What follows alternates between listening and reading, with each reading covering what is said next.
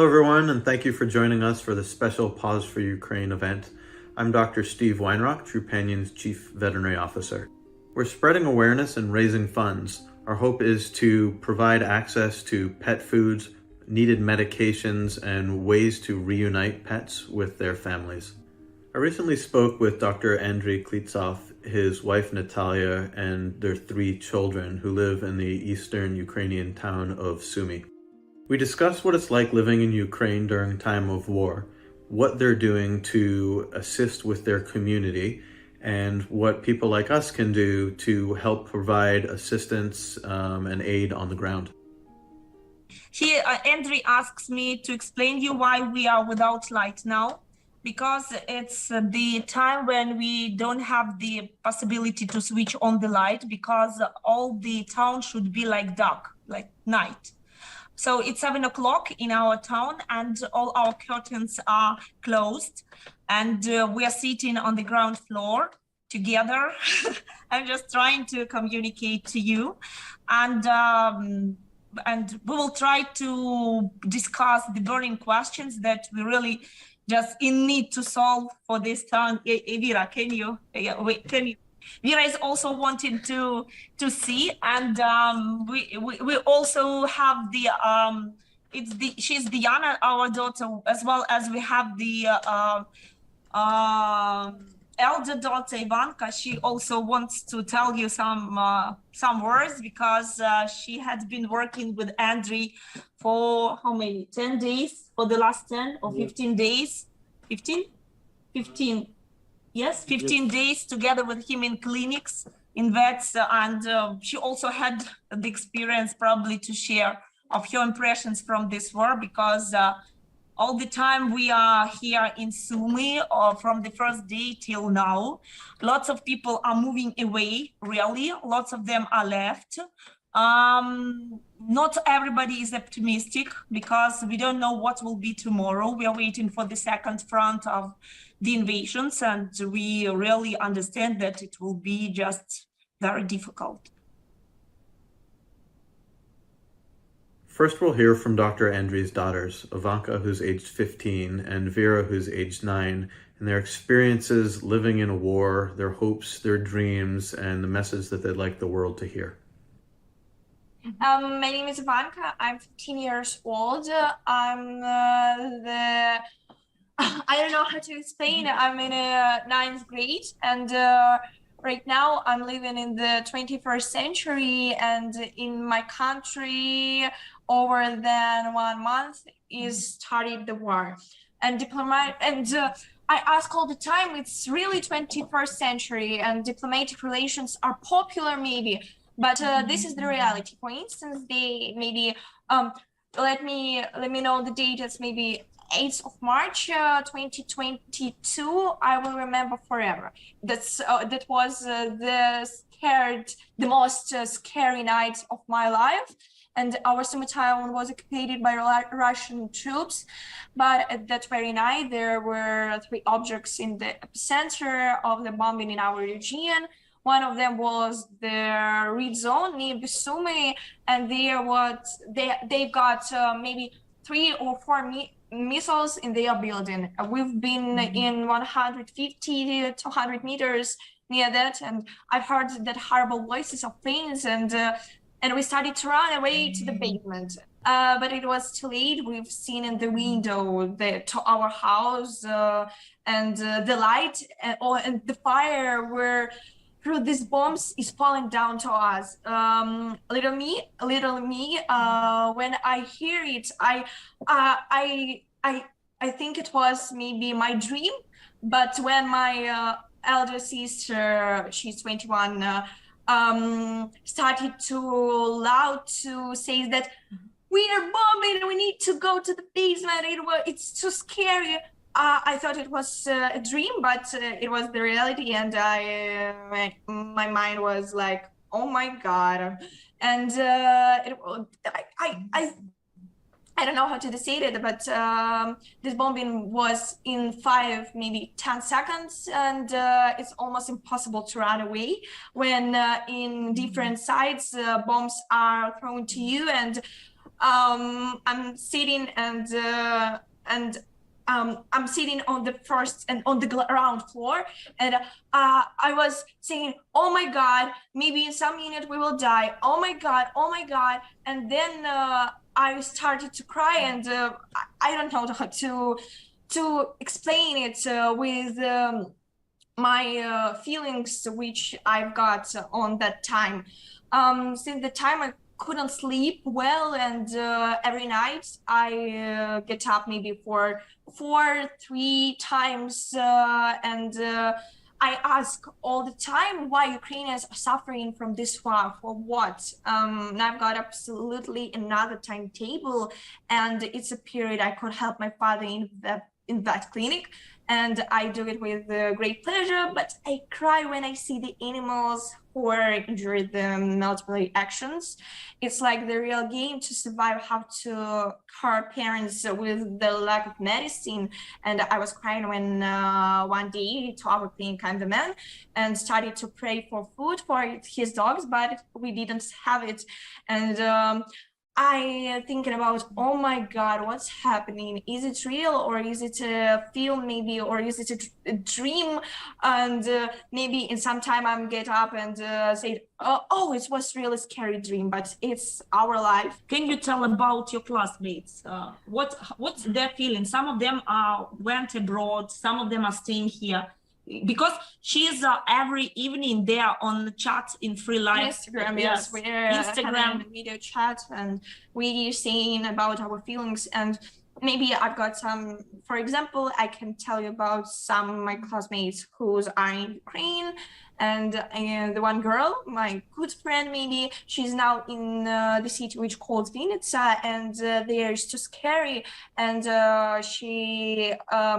she went there maybe on the second, third day of the war, and they thought, oh, it's maybe will be okay there, but now they are bombing there. It's too scary. Every night when they go to sleep, they think, oh, maybe I guess it wasn't the last night. I think another day we can live and we can feel our world. We can say our friends, oh, it's okay. And maybe some of my classmates are abroad. My good friends are in Poland. My best friend is in Portugal. Some of that is in Romania, Moldova, and maybe Slovenia and other countries near our country. Mira, would you like to say some words? What can you share? What You're a bit shy. She's very I saw shy. a beautiful picture or video that your dad shared of you helping with a surgery for, I think it was a little doggy. And I'm a veterinarian too, just like your dad. And I have 3 boys. I have one called Archie, he's 4 years old, and Milo, he's 8 years old, and Finn, he's 10 years old.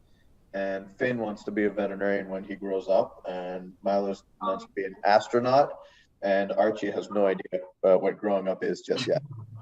Hi, I'm Vera. I'm the younger daughter in our family. Have you ever heard about the war? She said, what? I very scared bombs, planes, and Shelling, yes? shelling. She's really scared when she heard the planes. She just started to tremble and say, please, not in our house. Yeah, please not in our house. Not in us, please. Vera, can you tell how one day you worked with your father in the clinic? One day you worked with your father in the clinic, and there was no what? There was anesthesiology. Yeah. Can you tell? Operation, you can tell.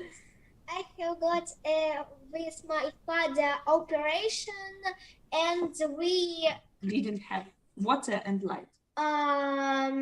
У вас не було води і світла?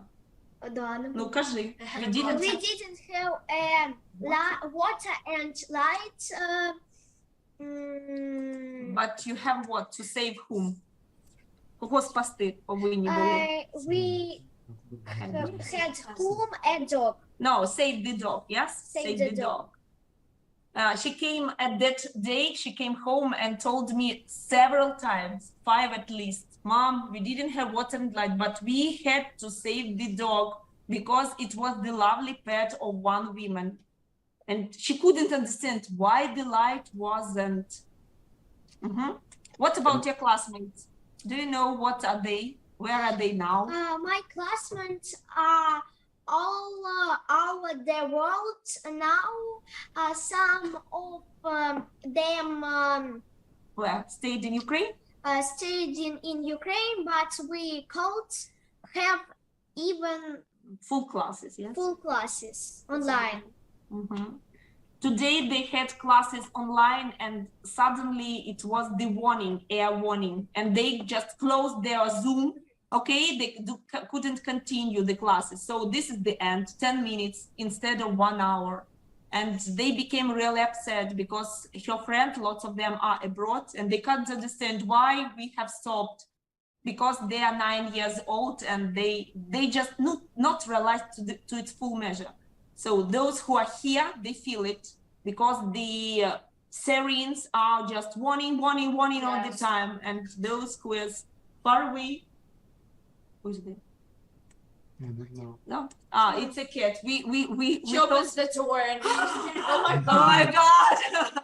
I ask who is there. Yes. yeah, when we hear some sound, we're scared about, oh my God. And maybe at night when you hear some sound, you're scared and you imagine maybe it's bombing right now or what. And we're scared all sounds which around us, and it's really hard. I want to be the veterinarian, maybe No? in future. Yes, it was my small dream because in the situation which happens now, I imagine my brain and I felt that veterinarian is the best work when in different situations. When I saw some situations on coronavirus, my dad was working until the war he was working, and I imagine and I understand that it's really good work. Because I love pets, it's all I love pets very much. Oh, it's even we had been talking to Ivanka. She said that veterinarians are necessary in all Yes. times. They even could help people if it will be necessary. If they could help animals, they could help people, definitely.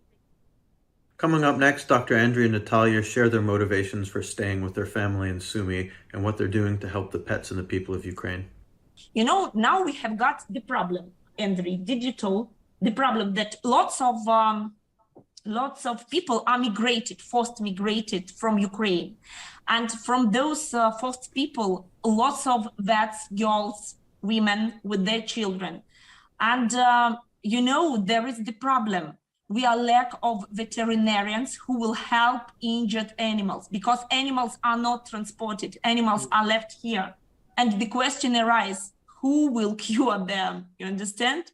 But tons of those animals are coming, for example, for our clinic all the day, injured by the glasses from the bombing. Andrew also was operating with Ivanka, the dogs. And, you know, we are lack of qualified guys because men are left, girls are went. For example, from Andrew clinic, 25 staff had been before the war. And right now it's only And 2 people. 2 plus 1 girl, 3. And plus Ivanka, four people are working in 3 institutions. You understand? Andriy alone, Ivanka assisting, and another clinic. Andriy's father, he is a professional vet, but he's 70, he helping. And in another institution, the girl whose father is paralyzed and he can't work, so she stayed. That's it. 25 staff had been. All of them are frightened. All of them are sitting in basements all the time. Even if not bombing, they're afraid to leave the basement because when they come out to the street and they see warning, avia bombing will be right now, people just become not controlled. They don't know what to do. They're running in again to the basement. Running away to keep safe, to keep their life and to still live. maybe. Yes, and Ще потрібно зрозуміти, що якщо я зараз закрию одну з клінік, то uh-huh. люди дуже швидко зрозуміють, що ми забоялися і зникли. Тому Yes. не можна закривати клініки. Andriy also told one psychological thing. Now we are trying to survive our city. How? People who are stayed here, who are not left our town, because we really need to protect. If all of us leave our town, Russian troops will come. They can survive our houses at least easily. They will come and live. They will have this like a tent. They will have like a park of Russian troops here. Still civilians are living. We just protecting our territory. You understand, yes? And now the challenge for example, for our clinics, we can't close one of them because civilians will understand, okay, Klitsov family is also frightened. If they left the Sumy, for example, right now and close the clinic, what will be tomorrow? They will ask for green corridors and the green lines. They will again run somewhere. But that's why all of our citizens who are left, we are trying to support each other and to show that we will try to survive. I really don't know what will be tomorrow. I'm telling it just right now. Probably at night it will be great bombing and we won't have anything. It could be. You know, we always ask with Andriy the same question, if we are doing the right, because we have got 3 children and they're sitting in conditions of war. And every morning I'm telling, we need them to deliver to another place because it's not safe. And Andriy told to me, We need to stay here. We need to stay. We have to be patriots because we have to show our children how to fight for the freedom, you know. And this is okay. During the day we are strong, but when the night came, it again warning, air warning, and everybody is trembling. And again, morning, we have to save animals. So, for example, one more thing, if it's interesting, during the occupation of our Sumy town for 1 month, we were not able to deliver any food for people, for animals, for no one. And Ivanka told you the story when she was working with Andriy. I want to say about that man, he stand on the knees. He said, guys, please, I pray you, give me some food.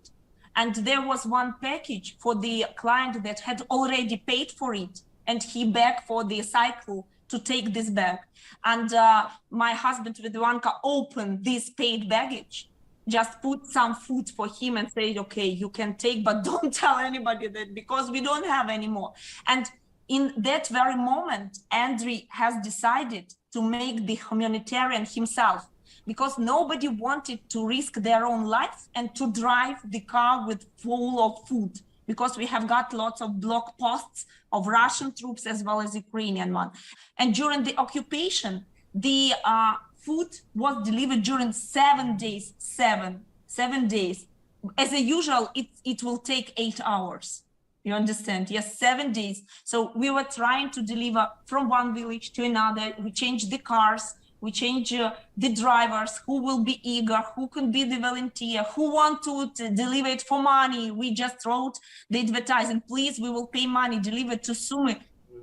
Клініками передавали ці. Andriy explained how they made the logistic. They made the logistic between the owners of veterinary clinics, and all of them are trying to help because we don't have the straight road. It was blocked. Some of them were damaged, the bridges, and that's why they have been talking where they could drive. Okay, could drive if it's possible. If it's not with the troops, okay, they will drive 1 hour. That's it. 20 minutes. That's it. And every day. But there was some situation when through the Green Line, Russian soldiers were getting fire to our citizens and killed a lot of kids, a lot of families, and it was too scary. Hopes for our children, you know, just I do hope first of all that it will finish the war, but I understand it won't finish so soon. I understand it. I understand that we have to live some more difficulties, even more difficult that we had before. I understand that I have to think over how to further their education, because in such conditions, it's almost impossible to continue education. Today, result showed me that Vera was crying, how 10 minutes of my class, that's it. So I have to do it myself. So because they get used, if even during the coronavirus period, they had online education. Now it's very, very difficult, because sometimes you don't have internet connection. Sometimes the signal of a phone is Всі навчаються, а ти і ще троє дітей потрібно одночасно Mhm. привести. and it's helping me. All my 3 children simultaneously had to educate.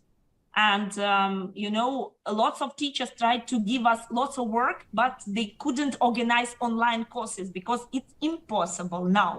Moreover, I'm also tutor at the university. I started my lecture, and then the warning, 15 minutes of my lecture, close, the laptop run, again back, and then, okay, it's 5 o'clock of the evening, we don't have to switch on the light. How could I teach my students? How could they be educated? So the problem of education now, number 1, I see. The second problem, our personal development. Our children are really, really very active. Our life with Andriy, we were trying to develop them. For example, Ivanka is singing and dancing. Vera is gymnastics, singing, speaking languages. Semen breaking dance, languages, lots of entertainment. And now they don't have this at all. I just was trying to organize with our tutors online education like fitness, but it's absolutely another thing, because it's impossible. And now that's why we are trying to think over what will be the further. We are waiting the second front of the war, just the epicenter of the fighting. We are really waiting it, we understand it. And now we are planning our plan B, how to save in those epicenter our children. Really, we don't tell them anything. They just saying, keep a silence, but we are thinking, because it's really, really serious. It's a problem in our city. We don't have good basements, don't have good bombing space. We don't have. And if the rocket is falling down, for example, we had the region Romenska, it was damaged 10 houses immediately. It was 20 houses. It was deep of the rocket 6 meters. Could you understand? If you will stay in the house, you will be down under the ground. So any basement won't save you. Yes, and he told his classmate with his family died. Our son Semen's friend with his family died. So it was terrible night. Ivanka told it was the 8th of March. Lots of people died at that night. We don't say them anything about it, but we are thinking how to save their lives, because now in our Sumy town, there is not lots of children, lots of people just at the age of 60, lots of teens, and lots of men are left. Did you hear about Akhtirka and Trastinets? It's nearby our Sumy, and there is nothing left from the towns. They have been veterinary clinics, 2 or 3 there. I know 3. He knows 3 clinics in Akhtirka and Trastinets, and they have damaged fully. It's like a field now there, nothing. All the food, all the equipment is just damaged, everything. When we saw those videos and photos from those guys that survived, we couldn't believe, because we have been in Akhtirka 1 month and a half, yes, before the war. We have been 1 week before the war. We have been there drinking coffee, communicated to our colleagues, and suddenly nothing. So it was the town and it disappeared. It's very I'm telling, and I couldn't believe that I have never seen this town anymore, or it wouldn't be so that it has been before. Now Dr. Andriy and Natalia discuss the most urgent needs on the ground and how you can make a direct and immediate impact. Now message number 1 that we have to do, we have to help those people, vets, who are left without homes, clinics, but with children here in Ukraine. And what we are doing now, we are trying to move them from the occupied region to the region which are more спокійні. Ну, контрольована Україною Yes, територія. that are controlled by the Ukrainians, the territory, and we are trying to organize them small thing, what they have to do. They could help animals. For this reason, we are searching for those that small rooms for rent, and we are helping them by the equipment. So, for example, they will take this equipment and help the animals to cure them. When the time has come and those vet will see that he could develop himself okay, we will take this, for example, equipment and give for another vets who are left without everything. You know, like the lease for small rooms for vets who didn't have anything. Because if you're a good vet, we just need to give you a push to help animals, some time to give you. And the rest, they will try to make some money in order to buy used again equipment, but for themselves. But we could help from non-governmental organization for another one. Because we are not talking about big clinics. No, it's small cabinets in order, we need in order the rest of vets who are left without clinics and homes didn't leave the country and cure damaged animals, you understand? So we need to save the staff and to save their profession here. You know, it's the main message that we want. We want to save our vets, to help them, to support, and we want that they continue to live in such conditions, though it's very, very difficult. I couldn't even sometimes imagine how a person runs from another territory to another and stays alive and still continue to work and to save the lives. By the way, we thought that outside in the village nearby Sumy, it will be more safer. And my parents went there. And on the second day, those villages became occupied and bombing were there firstly. And we stayed in Sumy. We just waiting when we will be the next. So we don't know where we'll be safe. That's why we're changing here with family, just separated again with family. We really, all of us are afraid because we don't know what will be tomorrow, definitely. It's just Стріляють, shelling, warning air, all the time. Today today we had air warning 3 times. One thing, I was working with my children. I have decided to go to the lake nearby our house. There is the lake. We have decided to see what is there outside. And then suddenly air warning. We just run back home, just close the curtains, everything, switch off the lights. So we can't plan, but we will try to survive. We will try, really. Well, you guys better, because I'd like to meet you one day in peaceful times, and move forward into the future. So I hope for peace very, very quickly, and I hope for your safety. But I'm very much looking forward to meeting you both one day, and hopefully your children, and introducing to my children and my wife would be something great. I know it's late there, and I don't want to keep you guys away from your family any longer than I have, but I'm very, very much appreciative of you. If you can, if you're willing, along the way, if there's anything you want the world to see that we haven't been able to get across in this so far, whether it's the air raid sirens going off, or if the little ones, want to finish up with what they want to do when they grow up, or what their hopes and dreams are. If that could be helpful to them, if that could be helpful for the world to know and to relate to,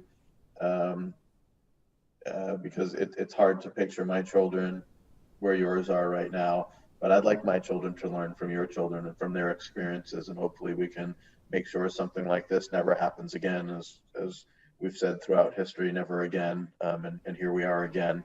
I'd like my children to be friends with your children and to understand this. Thank you. Thank you for such a warm words. I'm sure it will be one day. And we wish your family just live in harmony and never, never, never see this. Just only hear from us, and it will be the end. Because I wish your children just learn from my children only something better. They, of course, they will share their experience, they will share their emotions, but probably they will tell something else that will be helpful. But we really want to live in a peaceful world, and that's why we are talking to you. We're just applying, communicating. We wish everybody had us, really. And I really do hope that the time will came, and we are Ukrainians probably became the symbol of the world, that we just try to survive this war. And we wish any other country could have any war. No, any, forever, never. Like, we wish it was the dot in our country, and that's it. And we really wish it stopped right now. Tomorrow, we're just dreaming when we wake up and say, okay, the war is finished, so you can continue your usual life.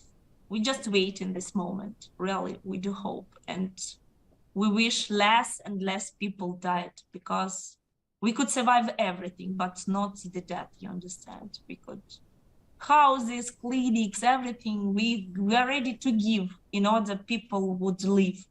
If somebody, we had been talking to Andriy, if somebody would say, okay, could you give your town everything, but people, all the Ukrainians will still live? Of course, we will leave everything, just run away, and people would live anywhere, stop the war.